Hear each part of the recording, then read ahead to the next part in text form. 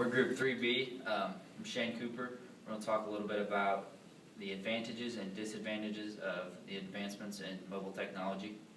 I'm Jiaqiu. I'm going to talk about how technology break language barrier by using translator.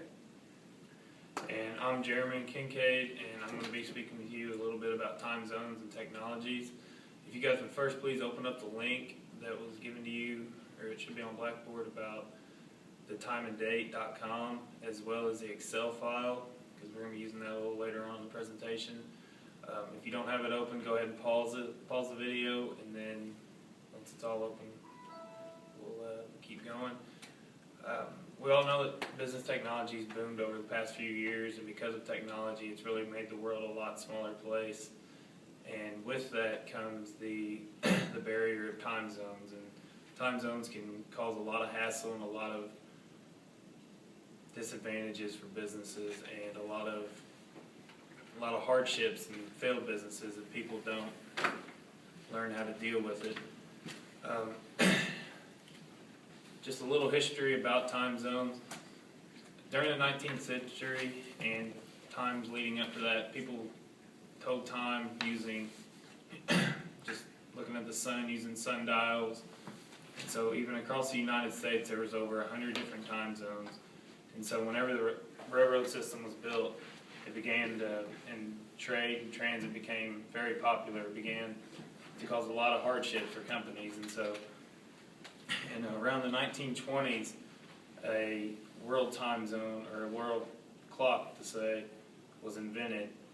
It's based on the longitudes going around the world. There's 360 degrees of the Earth, obviously, because it's a globe.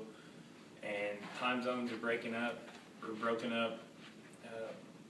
Every 15 degrees is a new hour, a different hour. Two of the available technologies. Obviously, email is one that people can use for different time zones, because most businesses in most countries have some sort of email system or email communication. But just kind of a downfall with that is also it loses a lot of the voice and the face-to-face interactions that a lot of companies need and a lot of business-to-customer relationships need. And so with that, one tool that's very useful is webinars. And webinars are a lot like the integrity lessons that a lot of us have had over Blackboard, where excuse me, the teacher records the class, the 50-minute class, and you're able to watch them do examples, and then you can go back on Blackboard and watch that. Webinars you can find them online, but the best ones are you got to pay some type of price for, and that's what a lot of companies, they like using those, but it's also kind of a downside of using those, is because that's an added cost. And with the webinars, it's good for people, say if you're working in New York and you want to have a meeting, but your business counterpart over in China, being a 12-hour difference, if it's 1 o'clock in the afternoon for you in New York, it's 1 o'clock in the morning for someone in China. So if you have your meeting, you wouldn't discuss a lot of crucial matter, but more of like a financial meeting, not just kind of like an overview of finances or how business is going. You can use a webinar, and with the webinar, you can go back and you can read it and watch it anytime you want. There's a voice of the person conducting the meeting. As far as webinars for somebody, say if there's a 4 to 5 hour time difference and you're wanting to host a meeting, there's webinars out there that you can sign into, and everyone has to, almost like a discussion board, where people sign into the webinar, and then any talking points they have to communicate that way.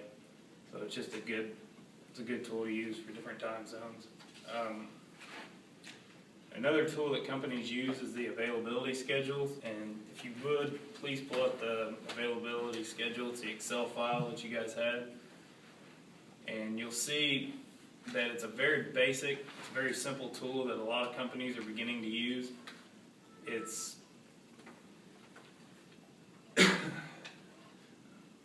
second here. And as you can see on the top, it has a 2-week work schedule, and it goes 3 months ahead from where this current setup is, and you have start times. It shows the work week. Starts in the time increments are broken up on the left side in every half hour, so it starts at 7 a.m. and goes all the way to 5:30, because simply because this is just strictly for a business, and they won't be concerned about other happenings going on before or after those times. And that's just kind of, it's something that a lot of companies are beginning to use so you won't have to email somebody and ask, are you available in 2 weeks at around 2 o'clock for a meeting? They can go on here and they can get the emailed work schedule to you. They can look at that and design and have a meeting set up that works for both people. And if you would now go to the tab for the timeanddate.com, which is this is a website that I found that it's all free cost. And so if you would go up to the top tab and click on the time zones and then go down to time zone converter, you can see here that you have locations. You can obviously add more cities, but for the purpose of the presentation here, we have location 1 is Indianapolis, and we'll go ahead and just click on Afghanistan for location 2, and then you click on convert time, and in doing that, it brings up the time and shows you it's 8:30 a.m. over in Afghanistan. So that's something that businesses can use.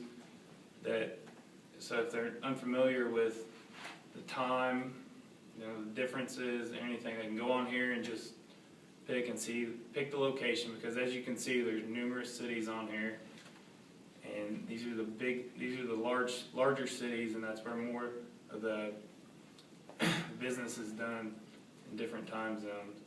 If you go back up and click the time zone app again and go down to the time zone map, it's another quick little tool that just shows you all you have to do is hover your mouse on one of the red dots. As you see, it's Indianapolis. It gives you the day and the time. You can go over to Tokyo as well, and it shows you the day, time, AM or PM, which is always something important to know. If you go back up to the meeting planner, this is the most important, most significant thing I found on this website. But for location 2, go ahead and just click Dubai, which would be that first one there under other locations, and then click on Acapulco. And obviously you can add more cities, as you can see there. And then you're able to pick the month and the day and the year, and go ahead and click Show Timetable. And now it brings up should have a colorful chart in front of you. For the time is what you have right now on there. You'll see black lines through numerous hours is the way this one's set up, and that means the time's obviously passed. But the first column or row that you see that isn't blacked out or kind of darkened out has 2 bold lines around it, and that is the current hour.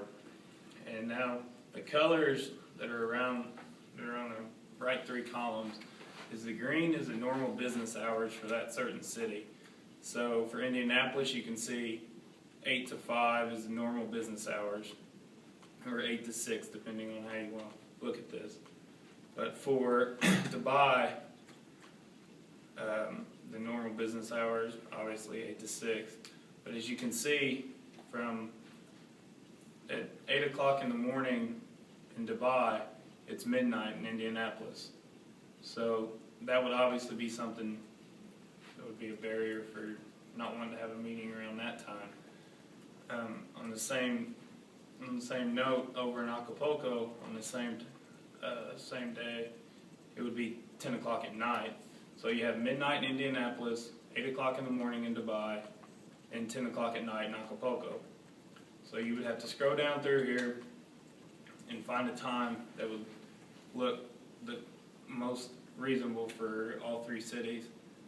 And as you can see, probably the best one to be would be 9 o'clock in the morning Indianapolis time, because at that time it's right around 5 o'clock in the afternoon in Dubai, and it's 8 o'clock or 7 o'clock in the morning in Acapulco.